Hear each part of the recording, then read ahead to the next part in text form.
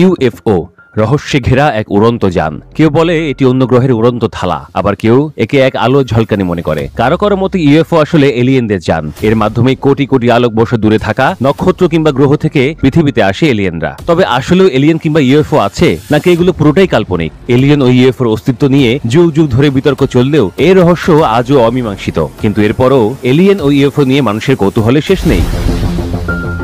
সামাজিক যোগাযোগ মাধ্যমে কিংবা ইউটিউবে ইউএফও নিয়ে অনেক ভিডিও পাওয়া যায়, কিন্তু আদৌ এগুলো সত্যি কিনা এগুলো কখনোই যাচাই করা হয়নি। অনেকে জানতে চান, যদি কোনো যুদ্ধবিমান ইউএফও কে লক্ষ্য করে ক্ষেপণাস্ত্র ছোড়ে তাহলে আসলে কি ঘটতে পারে? ক্ষেপণাস্ত্র কি আদৌ ইউএফও কে তাড়া করে ধ্বংস করার ক্ষমতা রাখে? অনেকের মনে এসব প্রশ্ন ঘুরপাক খায়।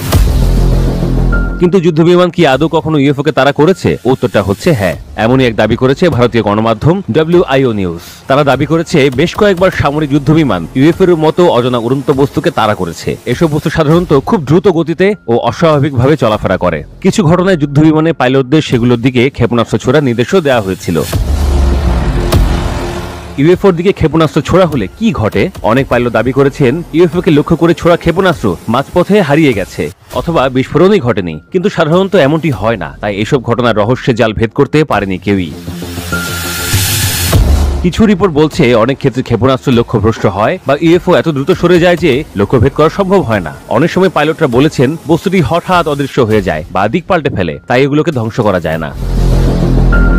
যুক্তরাষ্ট্র সহ অনেক দেশের প্রকাশিত পূর্ণ নথিতে দেখা গেছে কিছু ক্ষেত্রে যুদ্ধবিমান থেকে ইউএফওতে গুলি বা ক্ষেপণাস্ত্র ছোড়া হয়েছে, কিন্তু ইউএফও ধ্বংস করার কোনো প্রমাণ মেলেনি।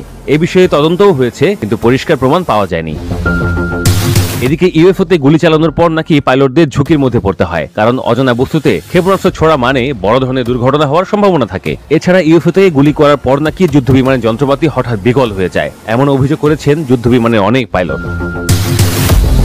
তবে বেশিরভাগ বিজ্ঞানীর মতে ইউএফও মানেই এলিয়েন যান নয়। আবহাওয়ার তারতম্য, সামরিক ড্রোন কিংবা অন্য কোনো প্রযুক্তির পরীক্ষা, গ্রহ কিংবা নক্ষত্রের পতন অনেক সময় ইউএফওর মতো মনে হতে পারে বলে মনে করেন তারা।